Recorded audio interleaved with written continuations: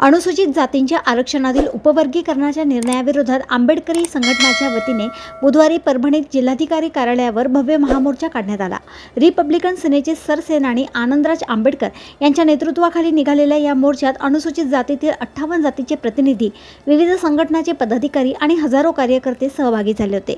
शनिवार बाजार मैदानातून निघालेला मोर्चा क्रांती चौक, गांधी पार्क, अष्टभुजा देवी चौक मार्गे डॉक्टर बाबासाहेब आंबेडकर यांच्या पुतळ्याला अभिवादन करून आंदोलनस्थळी पोहोचला। यावेळी भदंत डॉक्टर अबगुप्त महास्तवीर यांच्यासह विविध बौद्ध भिक्षू आणि आंबेडकर चळवळीतील पदाधिकारी उपस्थित होते।